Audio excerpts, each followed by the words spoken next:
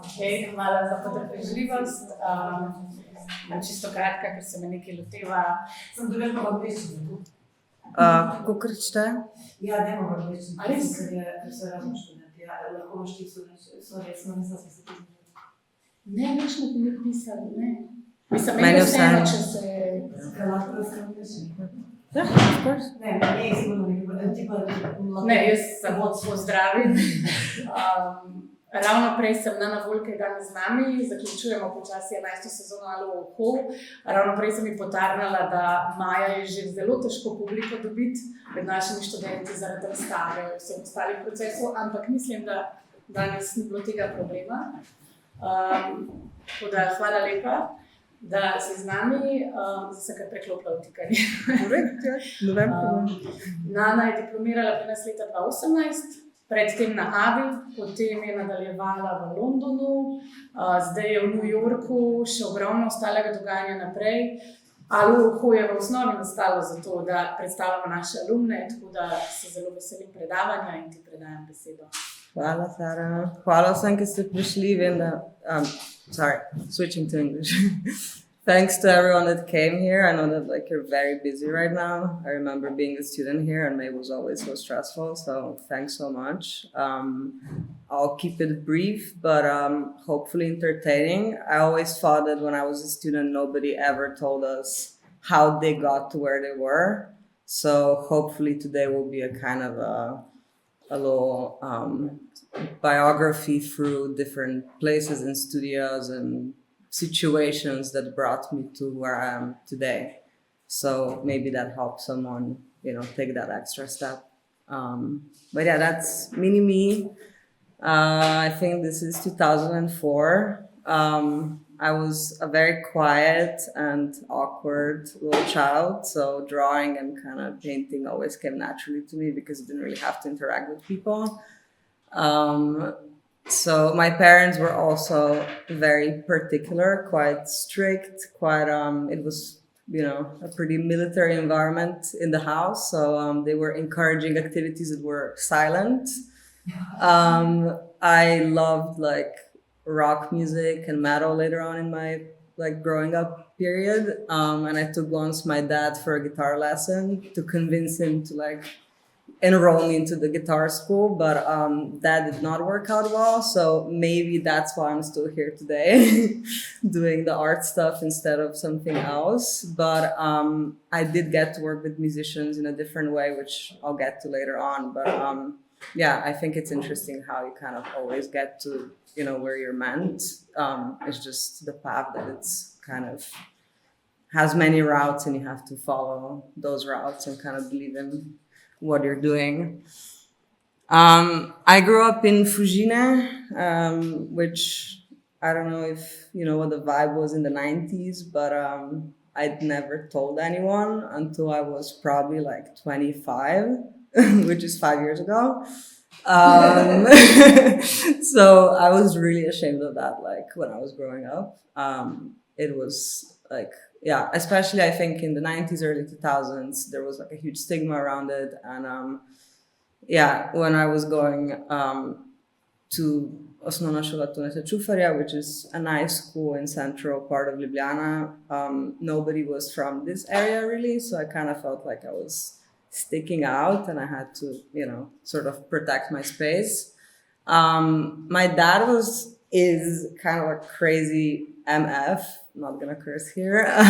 So what he did basically is he knew that if I enrolled in the elementary school in Fujine, I wouldn't properly kind of get into the right atmosphere where my academic chances would be the highest.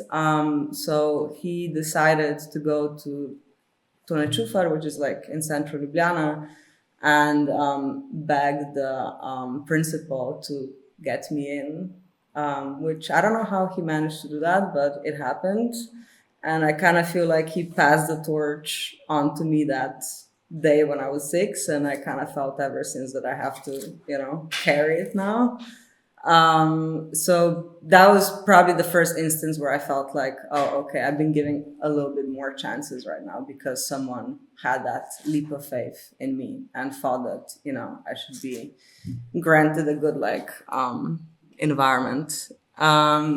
That was my first show in 2004, a group exhibition of I think they're like some kind of postcards or something. It's made with like the soft pens, Flumaster, I don't know how they're called.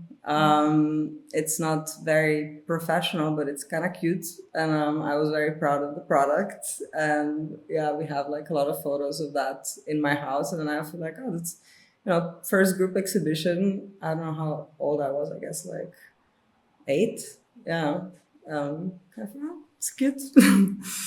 And then this is a bit of a jump later on to a selfie from a very interesting period of my life, which is right after graduating high school. I was very problematic in high school. Maybe Lynn remembers. He met me around that time. But I don't know, just like going out a lot with the wrong crowd, trying out all sorts of drugs, whatever. But throughout that time, I did keep a studio in this apartment, which we rented with a couple of friends of mine. And it was actually the first serious studio space I had for painting. And at that time, I took a gap year and I was preparing to apply for different academies.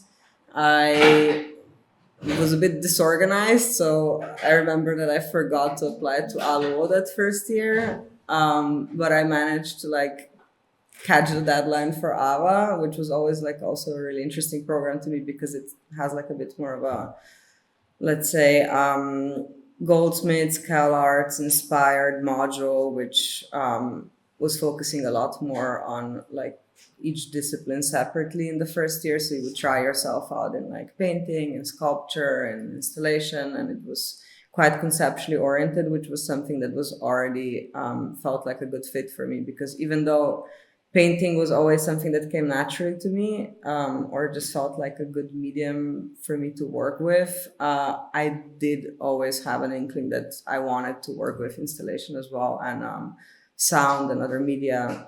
I didn't want to be sort of like boxed in one specific discipline. So yeah, that was kind of a good choice for me back in 2013, 14. Yeah. So that was the work that I applied with. I mean, you can't really see it that well, but this was the work then that I made in first year of AVA, which very much reminds of that thing that you see behind my selfie. But it's basically a series of triptychs that I did in, I guess, from 2013 to maybe 15.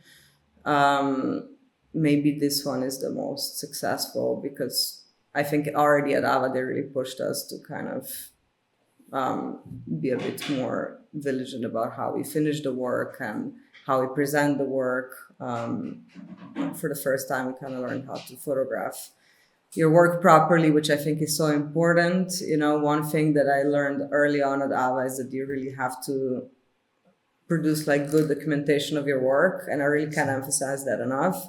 Even if you have like an amazing piece of work, if you're not able to photograph it properly and kind of document that work and present online, especially nowadays, because every application that you're making is online for sure, make sure that you give yourself, you know, that platform properly by documenting the work diligently and just like either working with a photographer friend who knows how to do it or kind of acquiring that skill set yourself. This is a work that I did at ALUO, which, I basically started with AVA in 2013 or 14. And then the next year, I also applied to ALUO. So I was basically doing both programs at the same time.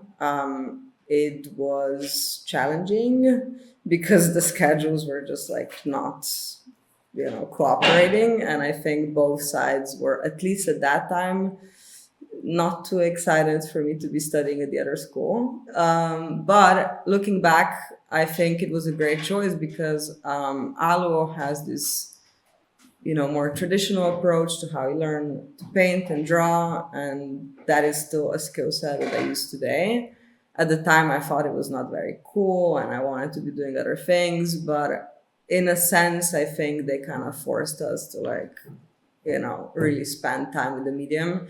I think in comparison to a lot of other disciplines or mediums, painting is that one thing that you can't you can have a great conceptual idea and that comes to you pretty early on in your career, and you can have that great platform with that. But with painting, you kind of have to put in a ton of hours, and it's not gonna work without that sort of time commitment. It's not very sexy in that sense. You just have to sit down and stick with it and make a lot of bad work and just not be ashamed of it. So I think in that sense, ALUO was good for honing that sort of discipline of getting to the studio every day and just working on your next piece. That is my graduation at AVA, which is a very interesting point of departure for me because I graduated in 2017, and I think I didn't really think too much of this whole work series at the time, but it is actually a series of works that granted the next stage of my career, let's say. Basically, the work got acquired by a collector, and that was the first time I saw thousands in my hands. I mean, it wasn't that expensive. The whole thing was I don't know, a few thousand. But for me, that was an insane amount of money. So I was actually able to go to New York and not only with that money, I still had to work, but it gave me the courage to try out something. So that was me in 2017 in New York. I had no idea I'm gonna ever live here in 2017. I just went as a complete tourist visiting a friend of mine. But through this very good friend of mine, I met my future now ex-husband. So that was kind of the glue for me to return to New York after studying in Germany, which I'll get to that. But basically, I did an exchange program in Germany during my last year of ALUO.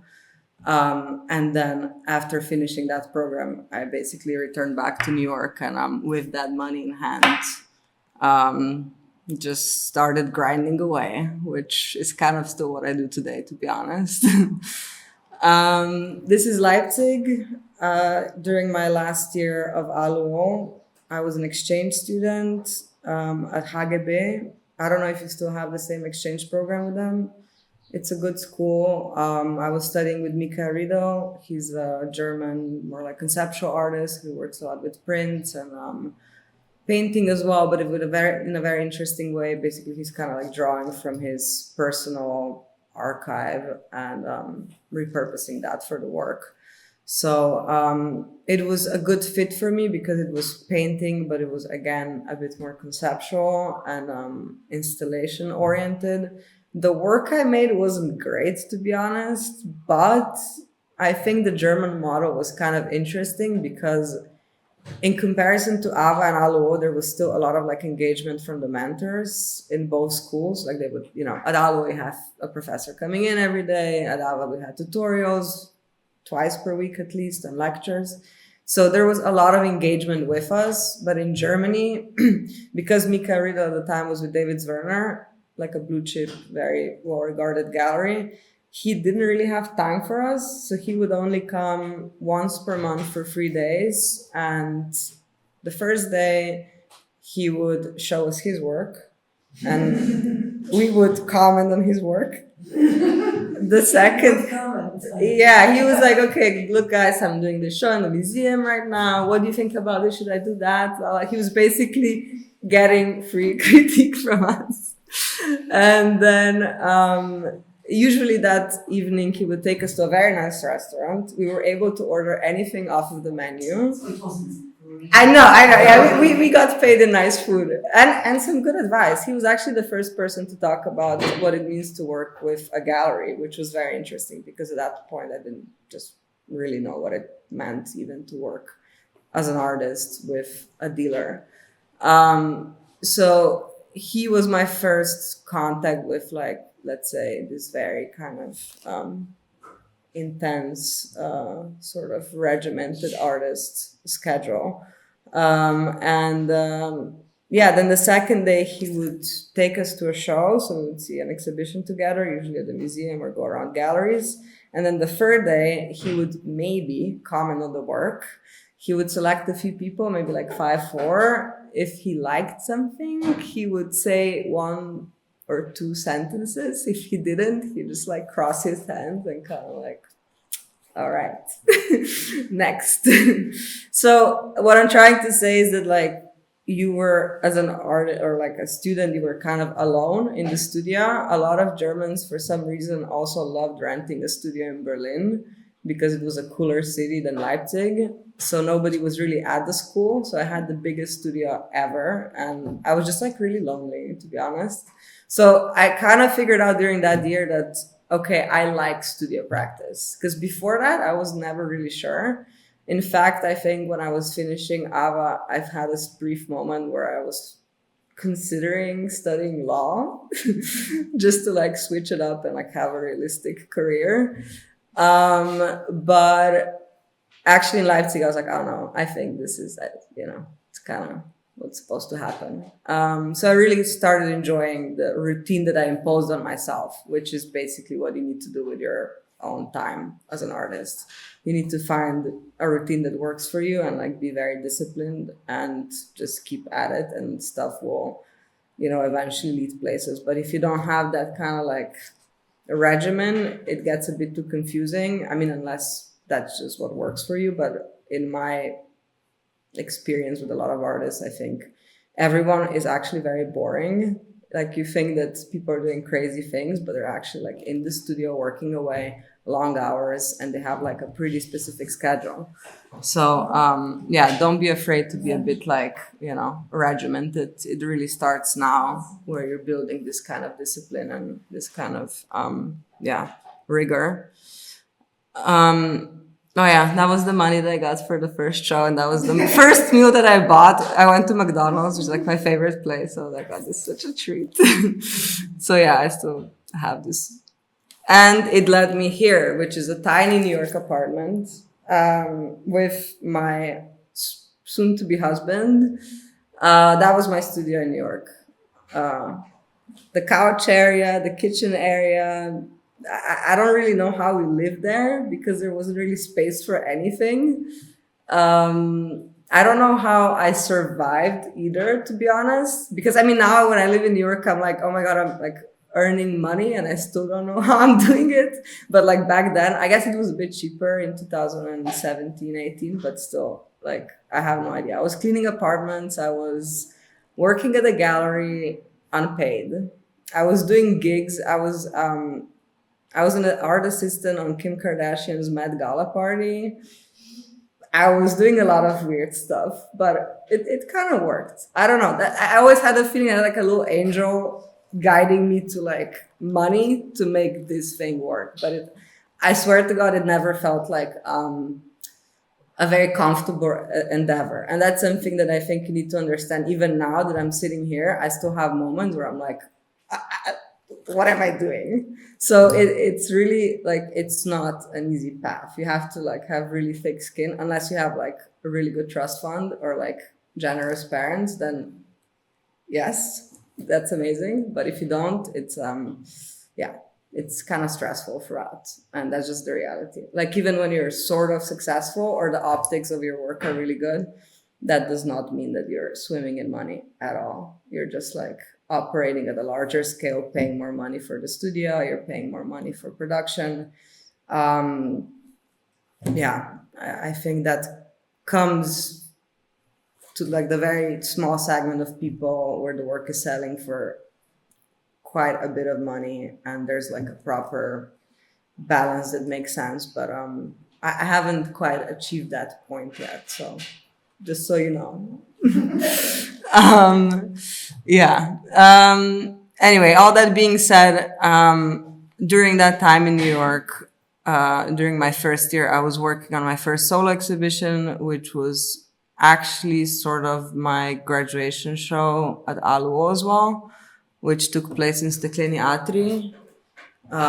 So on top of doing all of that in New York, I also, I guess, managed to bring that in the suitcase, and that's silicone, so that was really heavy. I have no idea how I did that. Honestly, like sometimes you look back at things and you're like, if I had to do this again, I probably wouldn't or couldn't, but it happened, so I'm glad it did. But this was a very nice experience, just like for the first time putting work together, having a feeling of like, okay, that's my first solo show. It felt like an important milestone. And I was lucky to receive quite a bit of press as well. So I feel like that started at least some kind of like proper awareness of my work in Ljubljana. Now moving on to my London stint. I lived in London for almost 5 years. I moved in 2019. And this was my first studio in London at Goldsmiths. Goldsmiths MFA is a nice program because it doesn't really have one specific focus. It is kind of like AVA, open to pretty much any medium. It is quite theoretically rigorous. You have to do a lot of reading, you have to do a lot of reports and writing, and it's quite engaged in that sense. So for a lot of people coming to the program, that was, if they weren't like properly aware of what they were signing up for, they were kind of annoyed with it. But I think for me, it worked really well. And then one thing that also worked really well for me was actually COVID, which I know sounds insane, but I think for a lot of painters or like people that can work on their own, that was actually kind of nice, you know, to just isolate and just be in the studio and have that focus. If it weren't for that, I'd probably like go out a ton more because I was still very much like drinking and doing everything at the time. Sober since 2021 now. So that is basically the reality that I think for some people it worked really well. And even though I had like a COVID MFA experience, I got like a lot out of it, to be honest. Because one other thing you have to understand is like all of the people, your professors, lecturers, whatever, great, but look around yourself, people that are in the classroom with you, these are your peers, these are the people you're going to be building your career with, this is your tribe. It starts like at the school. You're going to find a few people that you're going to click with, that you're going to like talk about the work with. These are the people you're going to give like the best critique to, and vice versa. And some of the people that I met at both AVA and ALUO were still very close today. We still call, like with Evelina in particular, a good friend of mine, we're like calling every week, if not every day at some point, and we're just discussing work. And she's someone that I can't replace with anyone else. So you have to really kind of take seriously your generation and not only look up to the older generation that's already established. Like you will have to do that for yourselves, and that's actually your power. So just take that seriously. It's not about cozying up to like the people that are already in a position of power and kind of respect. Even though it doesn't hurt to have friends in good places, of course, but still take it seriously. From that first smaller patch of wall, I graduated to a much larger studio during COVID, also at Goldsmiths, because we were 50 when we first enrolled, and then we were 30 when COVID properly hit, because a lot of people stopped studying and a lot of people had to postpone their studies or whatever. So we were granted this like amazing studio space that I think is never going to be seen in the history again at Goldsmiths unless something else hits the healthcare system. So I was able to actually have like an amazing painting studio, and then like a sculpting studio and a stretching studio. I had pretty much like a studio the size of what I have now, which is kind of insane. But all that to say, which is one important thing that I didn't properly mention, is that when I got accepted to Goldsmiths, we didn't really have the money to cover that tuition at home. So one thing that really helped me was to apply for scholarships. I was incredibly lucky to cover my studies with both Ad Futura and the Ministry of Culture also in the first year. So I kind of mixed and matched all of these different stipends. I have to be honest with you that like that was pre-Brexit, so the tuition was 10,000 instead of nearly 30, I think. I don't know, I might be misquoting that, but I think it's like more than double. So even with that money now, I don't think I'd be able to like actually cover it. But back then I was able to both cover the tuition in full, and I was given like a monthly retainer stipend type thing for some food and so on. So that's basically the only reason why I went to Goldsmiths. Without that, it just like wouldn't work out. So yeah, I don't know. I really encourage people to look at like Germany these days, because the schools are like just as good, if not better. I mean, it's very competitive, obviously, but places like Städtelschule or I don't know, in Hamburg, they have a very good academy as well. Munich, I think Amsterdam has some good places as well. I mean, there's like schools in Europe that are good, that don't cost, I don't know, more than what, like 300 per semester or something. So I don't think you need to have that burden of thinking like I have to go to one of these like really expensive programs to obtain good education. I will be honest though that like, because I live in the States and I had that experience of living in the States prior to going to London, I was aware that Americans don't know any other programs than Goldsmiths and Städtelschule in Europe, pretty much, to be honest. So because I wanted to go back, I felt like I needed to go back with a name that they recognized. But if you're not striving for that, I think, yeah, a lot of these schools are like really, really amazing. And you just have to like find something that fits your practice as well. Like I wouldn't recommend Goldsmiths to everyone, just because it's like very particular and very theoretical and very sort of like focused on research. But if that is something that makes sense for your work, then there are several schools that are a bit more like rigorous on that part. For example, like RCA is a lot more studio-based practice, a lot more, yeah, just kind of like focused on production. So that's a bit different. But if anyone has any questions regarding that, because I don't want, I can talk about this like forever. But yeah, if you are applying at any point or you have any questions, you can always ask me. If I know how to answer, I will be happy to help.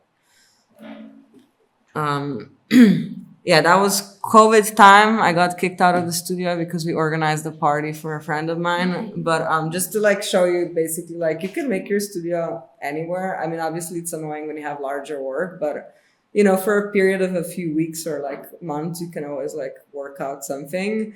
My friend went to Paris, so she left me her apartment in London, and actually that inspired, because the apartment was in King's Cross, which is kind of it's a bit of a funny area. It's like very gentrified and very like corporate, and on the other hand, it's still very dodgy and has like crack houses and whatever, a lot of like sex work on the streets. That view from the window actually inspired then a later series of works that I developed like the year after graduating. So you just like never know where things bring you. Like you sometimes think, oh, this is just inconvenient, I don't know why this is happening to me. And then you actually like find the lead for the next thing. So you just always have to kind of be, you know, picking up these like little signals. I'm not joking when I say I meditate a lot, and I think it's like important. I keep a very good regimen of like my early morning daily routine. I need like 3 hours of peace where I'm just like exercising, meditating, whatever, like taking care of myself for a second, and then I start my day, and then I don't have any more free time until 9-10 p.m. But that's basically my everyday, and I start at like 5:30. So I mean, I don't know, that's a bit psychotic, but yeah, it works for me. But yeah, it just like you need to carve out that space where you're kind of like trying to get in touch a bit more with, you know, what is actually relevant to you, and not just like everything that people are like shouting your way. And start observing your surroundings, because there's so much that comes out of that simple everyday existence. That is my MFA show at Goldsmiths. I don't know why I painted the walls blue. I thought they were going to be gray. I think it's kind of fine now, but yeah, looking back, I don't know what I was thinking.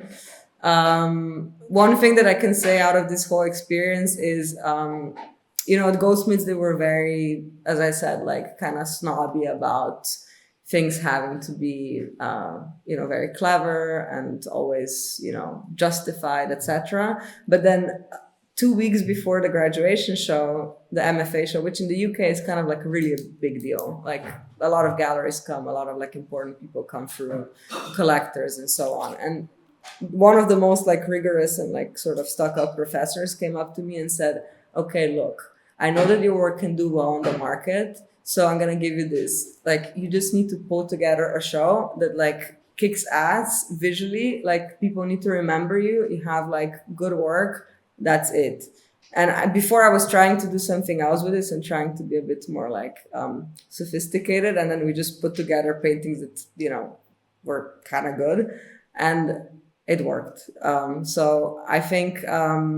I don't know if there's a formula to this thing, but if you want to like draw attention to your work in a way where people are going to be like talking about it and sort of like not forget it in the middle of like a ton of other work, you have to be willing to be a little bit tacky sometimes and just like, you know, go for that obvious thing.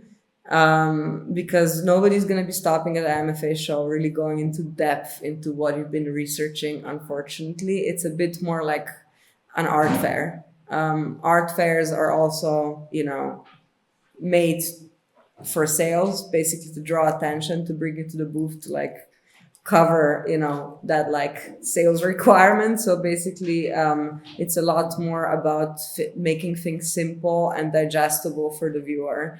And MFA show is in some sense a little bit similar to that, depending on what you do, obviously, but I think with almost any practice, you have to be willing to distill it into something that can be described in a couple of sentences and just like given a platform. You know, if people are interested, they're going to start talking to you, and then you're going to have a chance to really get into the work. But if they're not drawn to the work immediately, then you're just going to lose that chance to like even start a conversation. So you have to sometimes kind of get out of your head and like be like, okay, I'm going to have a opportunity to do a solo show later where I can do actually what I think is important for the work. But for this particular opportunity, I need to understand what is the final goal, which is to get some sort of recognition and opportunity. And yeah, I was basically very fortunate in 21 when I had my MFA show, and I was put under a lot of pressure. So I didn't know what it meant to commit to doing shows. So I just said yes to pretty much anything that looked like a proper gallery,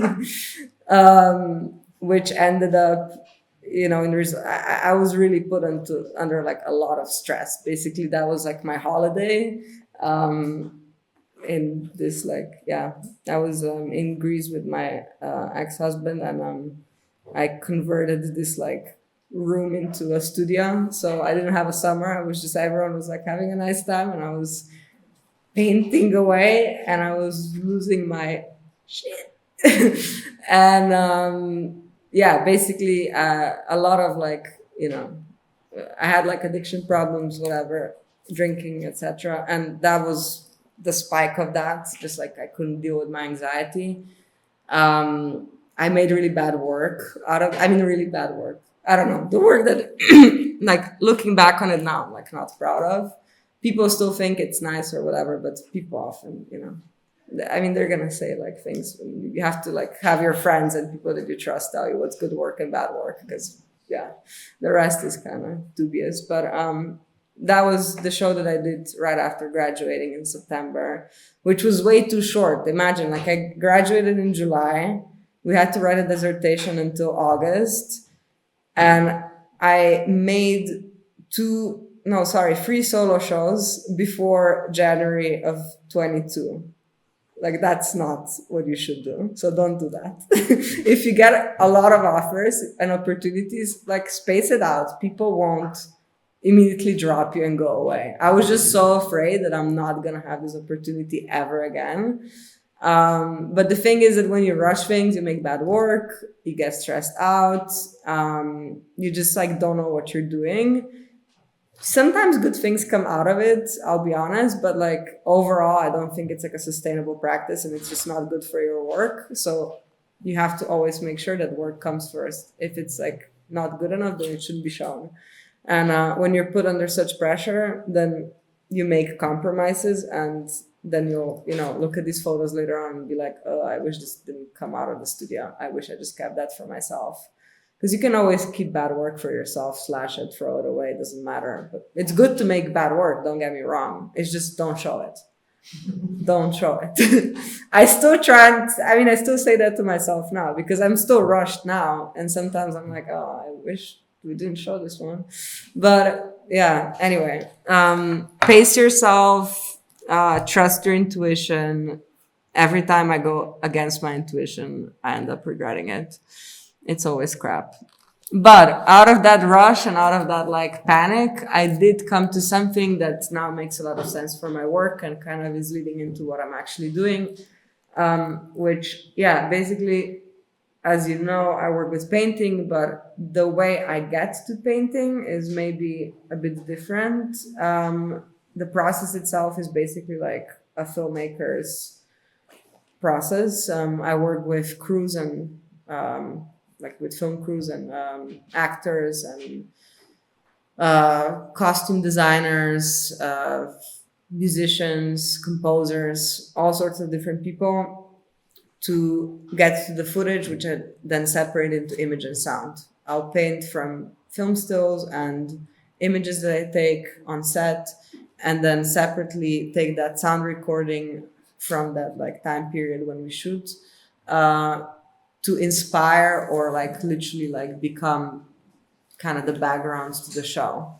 So each show has like a different formula to that, but that is sort of like the logic of moving image through painting and sound. That's sort of like my kind of process. And the first time I properly did that was in 21 when I was working on the show in Vienna. That was my first solo show there. And when I showed that image before, when I was in that temporary studio in King's Cross, during that time in King's Cross, I realized that there's a whole street of short stay hotels. They're basically like cheap motel vibes, but like English version, meaning, 2-star hotels where a lot of people spend their night there because they maybe missed a train, or maybe they're hiring a sex worker, or maybe they're like young kids that can't afford like a bit of a nicer place. So it's just like a very short stay type place. It's not meant as like a vacation spot. And that was very interesting to me because I knew that these places are very populated during specific hours when the rest of the town is maybe asleep, which is, let's say, around 4 a.m., which is a very random time unless you're working a night shift or, in some way part of like the night world. So when I went to this hotel, I opened like the TV channels to see what people were watching, and it was a lot of like these sex shows and this kind of like panorama views, all the kind of graveyard slot programming, as they call it in TV jargon. That you wouldn't actually sit down and watch, but you just put it on so you have some noise coming out of the TV. That was the set for the first show, which was then basically the hotel room was reconstructed through these paintings. So if you stepped into the gallery and you looked at each work, you were able to imagine where you were standing in the room. And each painting is a different moment in time. So it's basically like editing, like film editing, but with painting in a sense. And then there's another space behind the door, which is basically this kind of darker corridor area. So a lot of the work I do is sort of reconstructing a space where I was shooting, but for these different like moments in time, and kind of either recreating some of the light conditions or trying to like capture the atmosphere. Like the color is always very intense. That's because the lighting is always set up. Everything I use on set is, by the way, not at all professional film equipment. I use consumer grade cameras like dog collar cameras, phones, anything that's very simple and compact. So I can literally put it in like a couple of bags. The crew might be maybe, 5 to 10 people, depending on how big the project is. But it looks like a joke, which is very important to me because otherwise you need a permit. If you need a permit, then you need to pay someone. Then it all of a sudden becomes an expensive, exhausting thing, which is a lot of like filmmaking. And for me, the most important thing was to have the process of filmmaking, which I always loved and enjoyed and always wanted to do, but didn't know how because of also these financial constraints. So basically, I kind of see what I do as like a life hack where I get to be a filmmaker until I want to become a painter and work with sound and with music, which I also always wanted to do. So it just kind of covers everything I like doing in one little thing. And it's a lot about world building. It's not for me only about the show. That is obviously, what you're going to see when you step into the gallery space.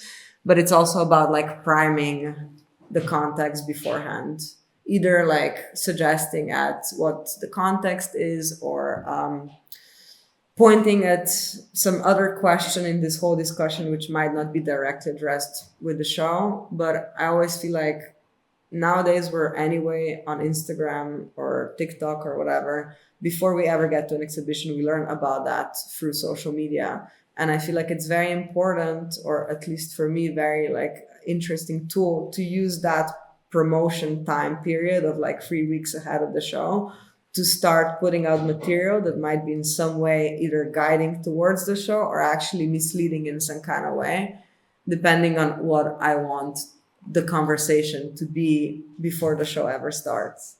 So that's kind of fun. It's a lot of work, to be honest, but these were like, Princess Hotel is an existing hotel in King's Cross in London, but these hotel notepads don't exist because it's not such a nice hotel to have them. So it's like a bit of a mismatch in that like standard of... Here it says Vienna. Yeah, because the show was in Vienna. So basically it was a hotel notepad, but then we put in the information. But the title of the show is 4:28 to 5:28 a.m., which is kind of like a time slot to meet up or something. Yeah, I thought that this is the time that you hired a room for. Sorry. No, it's true. It's also that. Yeah. There's also a very cool hotel in Vienna where actually I think the protocol goes like this, that the rule is that you can only hire it up to 3 hours. Oh, really? Yeah. We know why. Yeah. I think this is kind of the same thing because they were, when I was coming in to rent the space, they were always like, I was like, oh, it's like an art project. And they're like, yeah. All right. They don't care, right? They get paid X for the room. I was trying to get a better deal because I'm an artist, but they're like, nah, it's okay. You do you, but the price is the price. But also the artist. Yeah. Super. Yeah. So, but that was basically the start of what I'm doing now, which, came out of just me being stressed out and trying to figure out something that, was different. And maybe with more time on my hands, I'd like come up with something else and make it more complicated and potentially worse. But I'm not saying that it always works to be in a rush, but sometimes something that comes out of it. That was the January show, the last show I committed to before graduating. No, not the very last, but yeah, one of those. But I managed to actually come up with a very good, I was very satisfied with the idea for the show because I only made one work for it, at least sellable work, which is this painting, and then just made this huge concrete wall. Again, I have no idea why they let me do that because that was such a mess, but thank you. Castor Gallery. Yeah, I think it was actually amazing to just focus on one work. So I kind of figured out a way to like do what I had to do for the work without compromising the work, without compromising the show. Galleries don't like to hear that you're going to make one painting for them and that painting's not going to look like anything like your previous work. So that was when people started getting annoyed at me. People would come to the show, which was also like very far out. It was like where Goldsmiths is, which is in South London. It takes about an hour to get there from central London. And collectors would come and they would come up to me and say like, I came all the way here and there's one painting and it's not like what you showed at your MFA show. And let me tell you, like I was, 25, 26 when I graduated from Goldsmiths. And people to this day still come up to me and they're like, you're not painting like at the MFA show, and we're pissed off. And it's really bizarre because like, it's just, sometimes you make something, and especially if that's like in London where people know me for that work, they kind of expect you to make the same works over and over and over again. But if you do that, they will also punish you, because then they will flip that work and then they will get rid of it and they won't care about you anyway. So it's a trap. You have to do your own work and you have to be stubborn, but it's not going to be immediately rewarding. Like, it's not like everyone's going to be as interested in that work.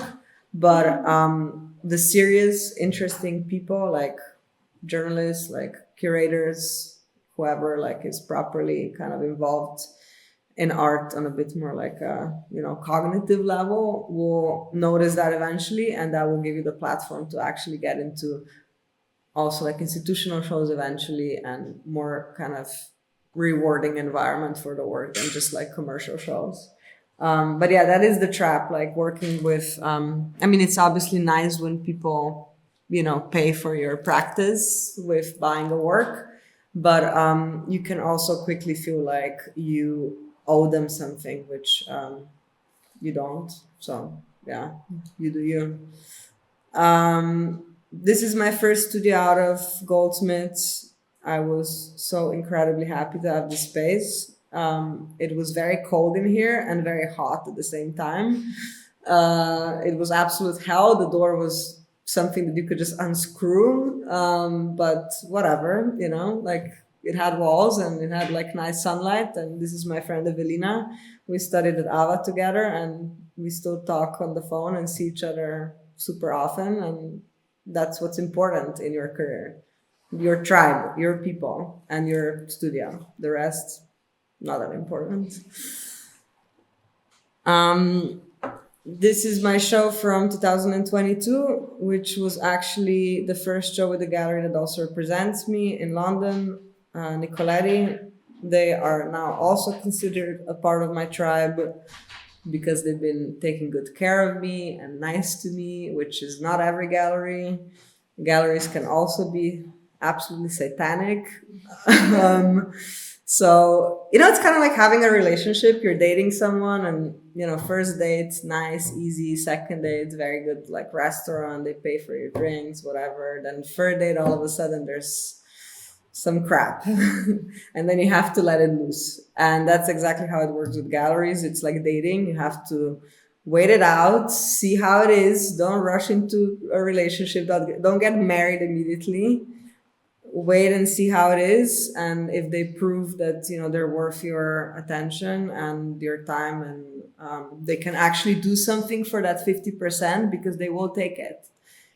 You will only get 50% out of every sale you make. I do as well. So if I'm paying 50% out of every single thing that comes out of my studio, then I better make sure that they're doing something for me. So, I'm annoying. I'm on the phone almost every day with them. Hey, did you send this? Did you do that?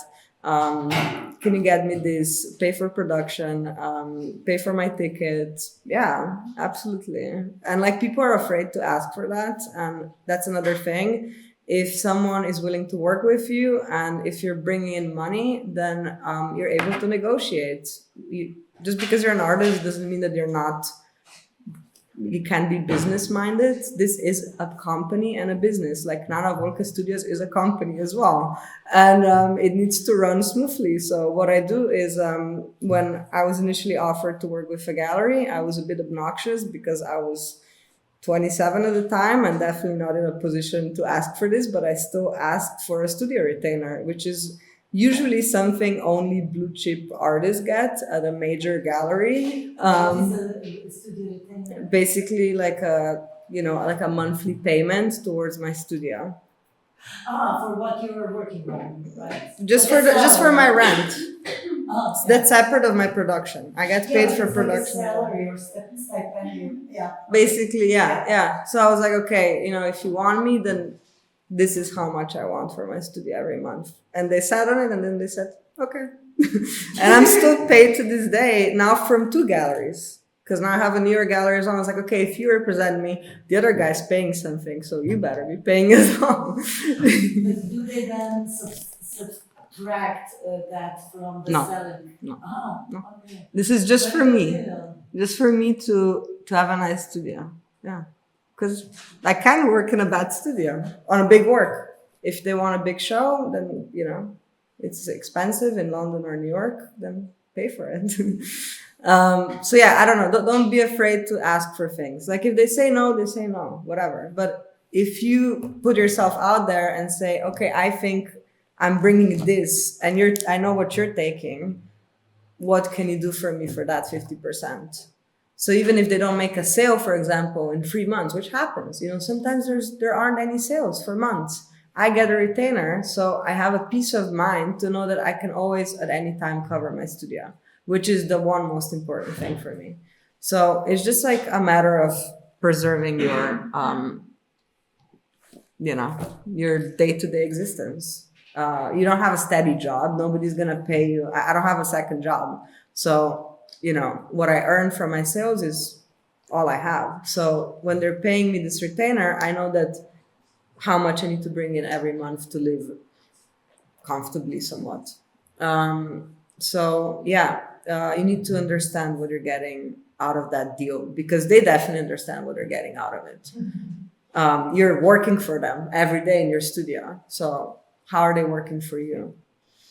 But yeah, the show Vandas was an important stepping stone for me because if I go back to this, it was publicized as a film and made into this kind of like movie poster format. Then we also sent out penalty charge notices, which, are kind of like obvestilo in Slovenia from Radar, which for English people was like very disturbing because they actually thought they got a penalty, but it was actually like an invitation which had like information about, basically it was inside that penalty, there was a description of the parking lot where we shot, the time slot when everything was recorded, license plates and so on. So there were hints about the show inside the penalty charge notice. You just had to like read through it. But everyone that has this now, it's sort of like a collectible item for them and like a little memento. Did they all manage to realize that it is? We put a slightly thicker paper inside. So if you held it in your hand, you immediately knew that, okay, it's a bit off. But everything else was faked like perfectly. So yeah, I work with a graphic designer, David Tauchar. I've been working with him for many, many years. We've known each other since high school. So that's also the other thing. Like, I don't know. You have a few people in your life that you just like keep going back to. I like that. Gašper Torkar is another Slovenian that I work with a lot on sound. We also grew up together. We used to go to Metelkova and, just go to clubs. He used to DJ. We still work together now. Everyone that's in your circle now might be someone that you're still working with when you're 80. You never know. That's the actual show though. So there wasn't a film. It was. Can I ask why was it oglaševanje was the word? Advertised. Yeah, why was it advertised this poster as a film? Basically, I wanted to get people into the mindset of we're gonna watch a film Okay. to basically cement, because at that time, and that's really something that was hard to basically prove or let's say build up, impress, which now is quite firm. But at the time, people were like, oh, okay, Nana's a painter. And they didn't understand the process. So I was like, okay, if I advertise this as a film and everyone thinks they're going to watch a film, but then they come to see painting, then there's going to be at least a question of like, why were we told there's going to be a film? There was actually, I mean, this is from the set, by the way. That's how it looks. These are the taxi drivers. You can see them in the painting and the dogs. But yeah, that's how the set life looks. Again, if you had to get a permit for a parking lot, you'd never, ever, ever be able to do this. We sneaked in. Like what I do a lot of times is completely illegal. But I mean, I'm not harming anyone, just like doing some art stuff. Let me be. But yeah, basically we figured out over 3 months, me and my assistant were going to this car park and like tracking the security guards to figure out the rhythm that they had. And then we found out that basically a Saturday is a really good time before they close and when they do the last check. We had about 45 minutes. We got in, I don't know, like 20 people and 5 cabs and these massive dogs. I was like, if this goes wrong, this is not good. But yeah, we managed to shoot everything just before they closed, and just as they were coming back, we were leaving. So it was a free set. Otherwise, they wouldn't let us shoot here because of all the car insurances in the space. But yeah, second of all, is just it's very annoying to deal with people, you know, in bureaucracy. Like, I don't have time for that. Like, I really don't want to be wasting my time with this. When you're working on a film, you have a producer who's in charge of that, and it's a proper job. I usually produce a lot of things myself. So, you know, I have to be kind of resourceful with my time. But this was the actual film that we did shoot. We just played it against the wall. So basically, that was just to further prove that like the paintings are the actual film and the film itself is just like a sound and light installation in this case. We only showed the film once, which was on the last day of the show, which was a very nice way to like drum people back up together. Because usually for the closing of the show, people are kind of like, okay, we've been watching this for 3 months. And then, but that was like then this kind of exciting event that people did want to see because it was like once in a lifetime. And it was also nice for people that actually were on the set to tell them like, okay, we're going to show this film eventually. Don't worry, you weren't there, just to, be a part of a wall installation. It was also nice to see this last year, some of this work in my first little, let's say, survey at Cankarjev Dom.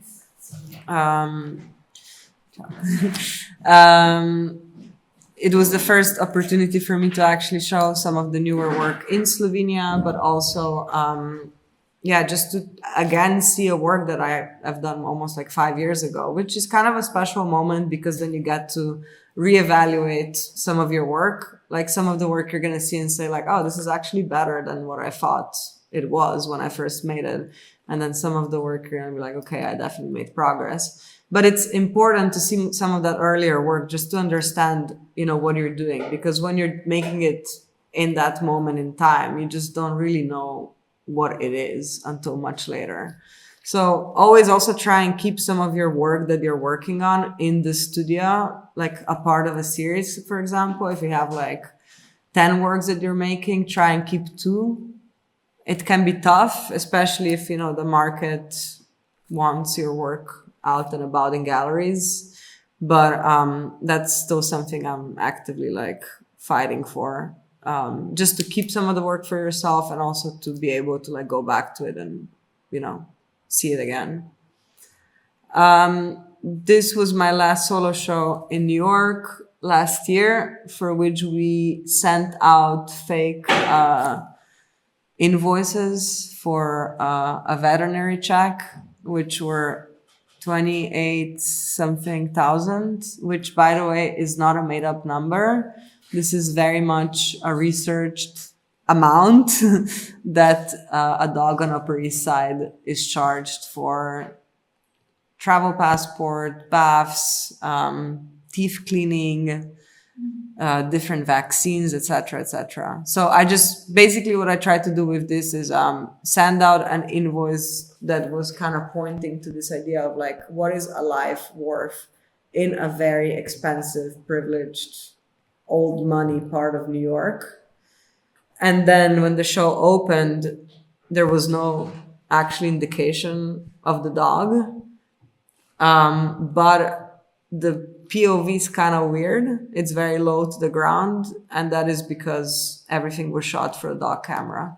So basically, I put a dog camera on this little puppy from Upper East Side. It's like a lab dog, one of those Shih Tzus, and the dog was basically the one guiding us for these very exclusive spaces. It was a lot. The shows that I did in 24 were both very much like focused on this idea of access. Like who gets to access these kind of very privileged spaces, or the whole like idea of security nowadays, which, I'll get to that in a second. But this show was more like focusing on, in particular, kind of gated communities and doorman buildings on Upper East Side, which feel very like uncomfortable to access. And the show itself was in Chinatown in New York, which is, so Upper East Side's kind of, all the way north, and then Chinatown is south. And it's landscape-wise, it's a completely different city. Chinatown is very colorful and has all these ads and looks kind of like messy and dirty. And Upper East Side is like very polished, and you have this, like you see that like the building that's in the photo, that's actually a live stream from Upper East Side of the building where we were shooting. Like that's a view from the building where we were shooting, streamlined into the Chinatown gallery. And it was like calibrated so it like looked real. So when you walked in, you really thought you're on Upper East Side. But it was basically just like a trick to kind of replace the scenery, but also kind of like point to this time element. Like the whole question of time is quite important to my work in a lot of different ways.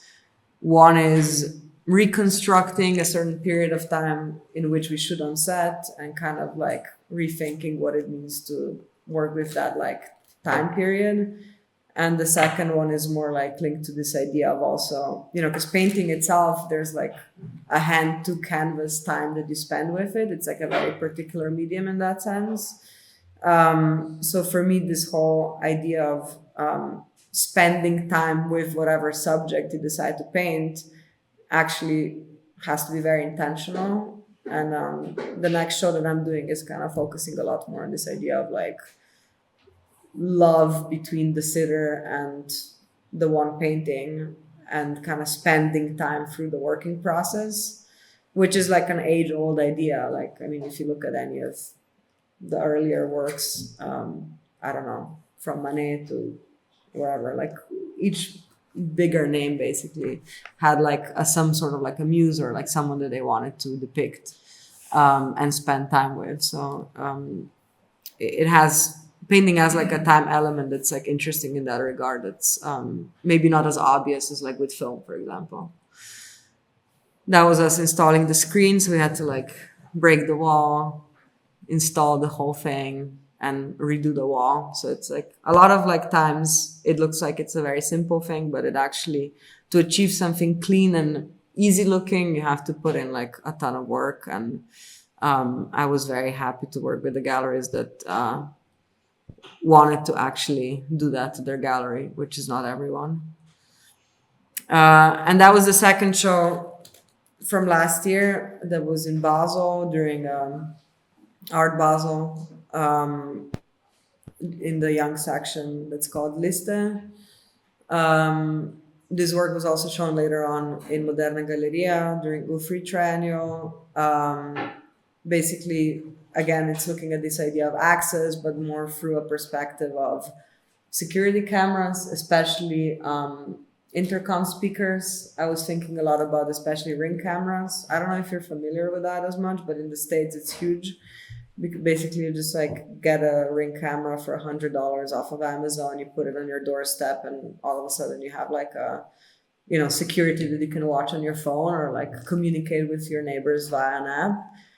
And my thinking around that was just like, okay, what does it mean to have a gated community in 2024, 25?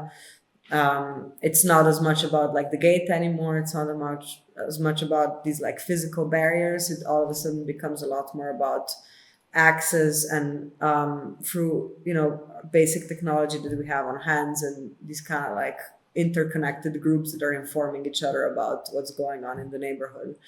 So that also kind of like puts the question, you know, how much are we getting monitored just by walking past a random doorstep? Because an intercom is not active just when you're engaging with it, but basically at any point it's installed.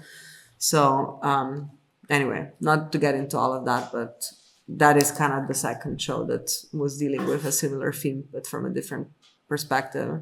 And all the paintings were made from like the captured footage from Ring cameras. That is the Moderna Galleria version of it, with two works and the gate installed in a slightly different way. The gate had like a sound of the inside the apartment, and the paintings were showing the front of the house. So it's kind of, again, mapping out the space. And this is my current studio. This was maybe 2 weeks ago. I'm very fortunate to have a beautiful space, and I, you know, really love spending time here. It's basically like my home. The only thing I don't do here is shower and sleep. Everything else definitely happens here. I also cook here. I do everything here. So yeah, it's kind of like home, you know. And that's my most recent show that opened last week in New York during an art fair. And these are the wonderful visitors. This is Samuel Boger, who's our ambassador at the UN.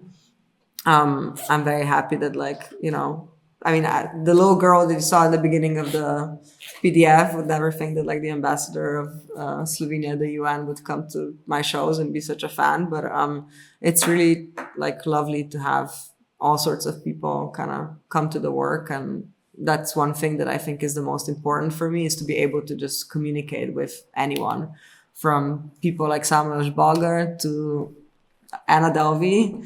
I don't know if you know Anna Delvey, but she's the a little problem child. I met her the day before at a party, and, you know, we texted, and I was like, oh, come to my show tomorrow. And she actually texted me the next day. She was like, oh, I'm coming at 7. I'm like, okay. Come 7, she's there with her ankle bracelet. Like, let's take a photo. I was like, yes. So I don't know. I mean, life's weird. You just have to do your shit, and then like things happen. And this is just like to finish and to kind of bring us back to the starting point. Fujine was actually based off of a housing model that's called the Million Program. It's a housing program from 60s and 70s that was first built in Sweden and then replicated in Yugoslavia in 80s. Fujine was built in like mid to late 80s. And for a while, my kind of like big wish was to go to Sweden, to ground zero, and do something with those neighborhoods. Because what happens to these neighborhoods after, you know, kind of lack of funding in the 90s was like a lot of crime started happening, and they became very segregated. I mean, they were always very segregated locationally, but also now like socially from the rest of like central Stockholm. So this is a project I'm doing, I don't know when, maybe 26, maybe 27, but yeah, this is the first work that I did this year that was shot in Sweden on the location. And it's one of these like housing projects with a hair salon that's called Hollywood Clip. We showed this work in LA, which felt kind of nice to, you know, bring the idea that was thought of in this neighborhood as like, you know, a Hollywood salon back to LA. So I try and find like a moment where I'm kind of closing a gap sometimes with something. But yeah, we'll see where it goes. It's just like a bigger project, and I'm kind of, excited to be at a point where it's possible to go to some of these spaces and try and like develop the work. But yeah, I think that's enough. I probably talked super long. So yeah, if you have any questions, I'm open. Is it hard to get a studio in New York? Well, it's hard because it's expensive. I think that's the hardest part. But if the thing is, like in New York, everything's easy if you have money. So like New York's not a place like Europe where like things are kind of annoying, whatever. New York's like all about like connections and money. If you have one or the other, it's like this, it's fast. Like I can call someone right now and have something made by the end of the day. That's never going to happen here. Even if I like throw a lot of money at someone, they're just going to feel offended. In New York, like money and connections rule everything. So it's not tough in that sense, but it's tough in a sense where it's just like really strenuous for an artist to be paying such an insane amount of money to just have a space, My studio costs more than $2,000 per month. So, yeah. And that's without my apartment.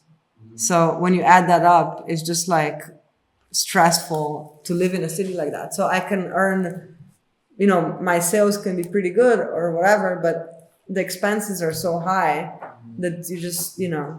You need to make about, 10,000 a month to be able to... Well, maybe not 10,000, but like, it's definitely, definitely need to be making like several thousand proper to cover everything. And also like, try and save some money if you can. But yeah, that's the toughest part. Other than that, they're not that snobbish. Because like in London, it happened to me that, you had to send in your portfolio and they had to like figure out if you're, good enough for them or not. In New York, it's not really like that. But because the price is so high, for a good studio at least, you're going to have interesting neighbors. A neighbor of mine is like a guy that does a bunch of graphic design for New York Times. I have this amazing sculptor artist next to me. Matthew Barney is not in the same building, but he's kind of like by the water. Daniel Arsham is also around in the same... It's just like, it's a nice kind of... Positioned in Manhattan or... No, I'm in Queens. Queens. Yeah, in Long Island City, which is actually a great spot because it's just like across from, like Manhattan is one stop away across the bridge. And Long Island City is like a city proper. So it's not, far away or like just residential. It has like a lot of like restaurants, museums. MoMA PS1 is there, sculpture center.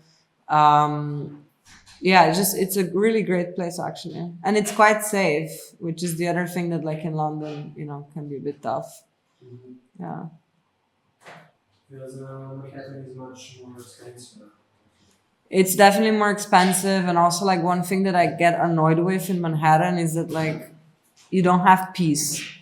It's like loud outside. And also like, for example, people are going to know where your studio is and they're going to be in Manhattan. And the last thing I want is that, I'm painting or I'm doing something in the studio and somebody's like calling me, oh, do you have time for a coffee or something? No, I don't want to see you at all. Like if I'm in the studio, no, unless it's scheduled.